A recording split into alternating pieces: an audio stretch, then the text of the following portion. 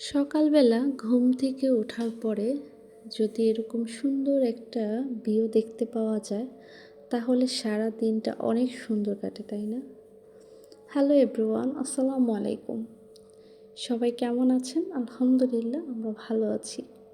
কক্সবাজারের দ্বিতীয় দিনটা সকালবেলা ঘুম থেকে উঠে আগে ফ্রেশ হয়ে বারান্দায় চলে এসেছি সুন্দর ভিউটা দেখার জন্য।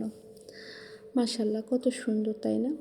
আজকে আমরা একটা চাঁদের গাড়ি নিয়ে নিয়েছি, অনেকগুলো জায়গা আমরা ঘুরবো, যার কারণে তো সকাল একটু লেট করে উঠেছি যাতে যেহেতু একবারে বের হয়ে যাব। তো এখন বের হয়ে এখন প্রায় দুপুর 12টার মতো বাজে। আমরা রেস্টুরেন্টে খেতে চলে গিয়েছি। এটা শ্বশুর বাড়ি।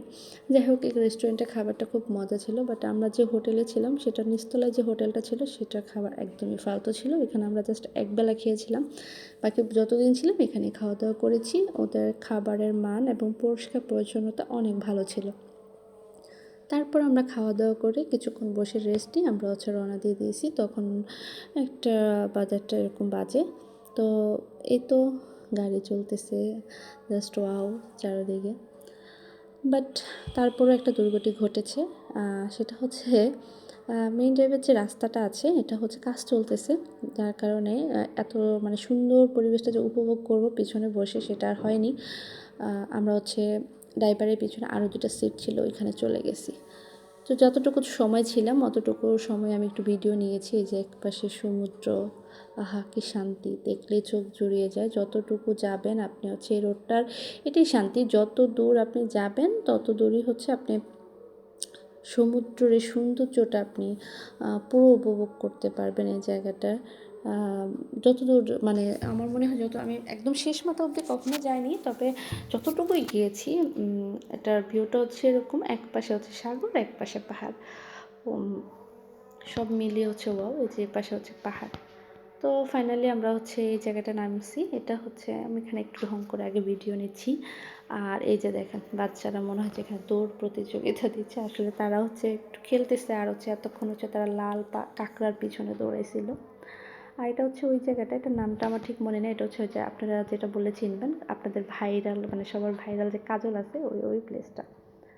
তারপর আমরা চলে গেছি পাটুয়ার টেক। ওইখানে গিয়ে আগে আপনাদের ভাইয়া গাড়ি নিছে, তারা বাবা ছেলে যে গাড়িতে চড়ে আসতেছে। মাশাআল্লাহ, আমার ছেলে খুব সুন্দর করে বসে আছে। এখানে আমি আরেকটু ঢং করে ভিডিও নিছি। আপনারা কেউ ভাইবেন না এখানে আমি কাজলকে দিয়ে ছবি তোলার জন্য গিয়েছি। আমরা এমনিতেই নেমেছিলাম, বাট ওর সাথে আমাদের আসলে দেখা হয়নি বা দেখিও নাই।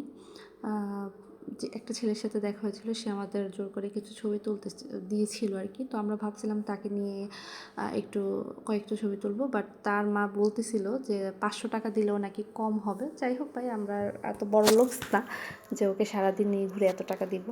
আর এখানে কক্সবাজারে এসে যদি সূর্য অস্তই না দেখি তাহলে হয় বলেন? অনেক লাফালাফি পারাপারি করেছি, ছবি তুলেছি। এবার একটু রিল্যাক্সে বসে সূর্য অস্তটা দেখি আর আপনাদেরকেও দেখাই, কি বলেন? দেখেন খুব তাড়াতাড়ি মনে হয় যে সূর্যটা ডুবে গেছে। আমি বসে বসে দেখতেছিলাম, আর এখান দিয়ে পিছন দিয়ে আমার জামাই এসে একটু রোমান্টিকতা দেখাচ্ছে আমাকে। দেখেন, সে আমার জন্য একটা ফুল কিনে নিয়ে এসেছে, আর ফুলটা আমাকে পরিয়ে দিচ্ছে আর বলতেছিল আমি তার রাজ্যের রানী। যাই হোক, আলহামদুলিল্লাহ। তো ভিডিওটি এখানেই শেষ করছি, নেক্সট ভিডিওতে দেখা হবে। আল্লাহ হাফিজ।